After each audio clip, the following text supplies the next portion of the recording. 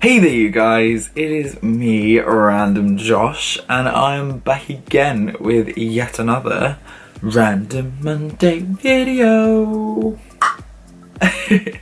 And today we're going to be discussing a little bit more about my work life. So this was a video that I was meant to film a little bit of time ago because it came to my attention that I discuss my job a little bit on my social media.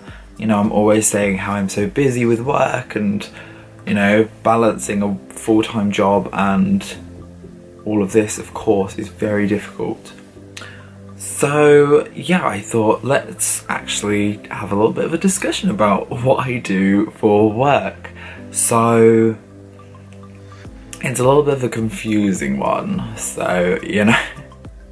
I essentially work in telecoms, and for those of you who don't know what telecoms is the world of phones. So I am always working with phones, phone systems, how they work, all of the crazy fun routing that we can do. It's pretty insane. But yes, essentially my main role in the company is actually an implementations manager. So as a implementations manager, my job is essentially just to ensure that any new projects and deployments that come through us are up and running smoothly, and so that means I'm dealing with customers at all times, on the phones, in meetings, with like our customers, along with the tech guys who actually, you know, build out their system. So basically the product that we sell people is this telephone system that is completely run within the CRM system called Salesforce. So it's just very unique and very quirky that we have this system that is just so easy to build upon. And one of the things that we really pride ourselves in, I guess, is just the fact of being able to completely build up your own system yourself. Obviously we do the deployments with our engineers and myself, but we like to, when we finished our main deployments, we like to make sure that our customers are fully trained up on how to essentially build up their own system and make changes in the future, because there's nothing worse than having to rely on a third party or someone else to make a change that you could do like that. So that is pretty much my main role in the company. However, it's not my only role. I like to consider myself the more or less jack of all trades in the company.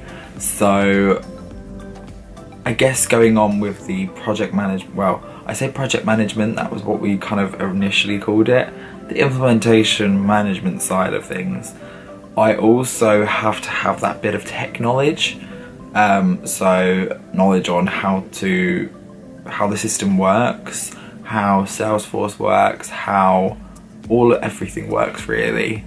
So a lot of the times I find myself also helping out our engineers and building stuff up myself, because I have actually got that knowledge embedded into here. So sometimes I just find it easier to just, rather than waiting on an engineer to be free, I just sit there and do it myself. I will, you know, build up policies, how a call routes through the systems. So an example that I always use is when you call up a custom, like a service, or calling up an airport, calling up a food delivery site, or anyone like that that has a number. When you call those up, a lot of the times they will have special routing. So we offer people customizable and personalized greetings. So hello, so and so. welcome back or something like that, just so it's a little bit more personal each time, so no same 2 phone calls are exactly the same. A lot of the time the switchboards, they're all completely customizable as well. You can have so many switchboards, and like working in my job role, I get to see just how lots of different types of customers, you know, make use of this functionality, I guess. Just seeing like how, you know, and just how they want to form it around. And then also like me having my knowledge and seeing all of this means that I can therefore shape it how I see fit for them as well. So it's very nice to have that mix. But not only do I work in the implementation side of things, I'm also a provisioning engineer. So what is a provisioning engineer? So basically, a provisioning engineer is someone who is in charge of all new orders coming through. So when a customer of ours needs new licenses, new numbers, new phones, new anything, I'm one of the people that deals with that. So I'm often found on our like providers' websites, talking with them, trying to, you know, get new numbers purchased. Sometimes they can require special numbers, like really amazing, beautiful numbers. And yeah, it's insane, like being from a background that I'm from, like never working in telecoms before this, I wouldn't have known just how important a number is, you know? Just having that little bit of more of a memorable number means that you can just, you know, people remember it, people, you know, instantly sit there and think that's that customer, that's who I'm talking to because of the number. And it means that you can put it in ad campaigns on, you know, social media, anywhere you want, and it will be memorable, it will stand out. So it's just a little bit insane that, like, obviously we get, you know, different customers requiring different types of numbers, and everyone has their own specific set of standards.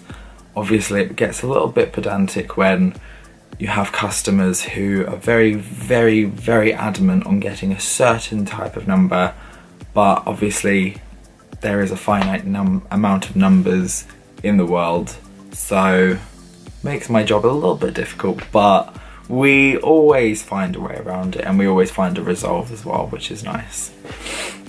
So with the other bits, the phones and the licenses, orders just come in and we send them off, get some phones ordered in. So we do supply desk phones, so like physical phones, because some people do prefer that to like an online phone, though our main product is a what we call web phone. It is a phone that is completely embedded on your internet, don't have to have any physical hardware, it's all software based, and you can just make calls, which is so easy. But some people do prefer the old school hard phone style of working, so of course we have to provide those. So whenever someone orders those up, we have to place an order for those phones and get them shipped out to wherever in the world the customers are. So we do supply pretty much globally, which is insane as well, because it means that I also get to deal with customers who are not only just from different parts of England, but I also deal with people from different countries, which is a little bit insane. Quite more often than none, we deal with a lot of Germans. So you pick up, you know, the different things from different like places, and a lot of the time you get to really understand and, you know, find out different things about their cultures, and, you know, because every country is unique, and I know some of them might seem similar, but they're all very different and unique. So picking up on those and learning on those is like probably my favourite bit of the job. And there is one more part of my job role, and that is my ultimate favourite part. It is number portability. So I essentially am solely in charge of the number portability team. So I essentially have to deal with any kind of port requests that come from customers. Again, these can be any numbers that they have with an existing provider that they want to place on our system. I have to then transfer those numbers over. So again, it's just using our third-party providers. They take a lot of the work out for us, but it still means that we have to keep on top of things. You know, submitting them, making sure to keep track of all different ports, because sometimes you can get no ports through for like a good like month or two. Other times you can get a port every day. But when I say like a port, I could mean a port for 1 number, a port for 10 numbers, a port for 500 numbers. It completely varies. So it means that my day-to-day can often vary, and also it's just really like tricky to balance everything, because of course I've got the 3 different roles, and finding, you know, that maybe porting isn't busy today, but porting will be really busy tomorrow, and maybe the other 2 job roles are also not that busy today, but then tomorrow they're really busy. So it's like some days I can be really, you know, relaxed and I've got time to get things done. I can take my time, make sure I'm doing everything properly. Other times a little bit stressed, a little bit rushed on things, but that is working life for you. You know, being part of the company, it's part of any company, any job role, you're gonna find stress. You're gonna find days where you're just like, oh, you just want to like shrivel up into a ball and cry. But honestly, I think being able to work in the company that I work in, I have so many lovely co-workers at my side, and you know, it's just lovely to be able to have those people around you and, you know, always supporting you, and we have a good laugh. We're out, you know, socializing with each other. We're not the kind of company that doesn't socialize, so I love that aspect of it. But obviously, again, as you know, I'm balancing that whole crazy full-time job along with this, my online show, you know, my friends, my social life, everything else. It just all festers and bobbles up sometimes and gets too much, but here we still are. Still going strong somehow. But that is unfortunately life for you. Finding balance can often be difficult, but you know, everyone's different and unique. There's no set way on how to live your life. You just have to live it for yourself and enjoy what you're doing. Yeah, essentially that is my job in a nutshell. There's not a huge amount really to talk about with my job, so yeah. But anyway, you guys, I hope you enjoyed that, and if you do want to know a little even more about my job, I'm always around in the comments, so you can feel free to just ask any questions and queries that you have about my work. Anything that you didn't really understand, pop it down there and I'll answer you when I get a chance to. And yes, I hope that you guys have a lovely week, and I will see each and every one of you guys in the next video.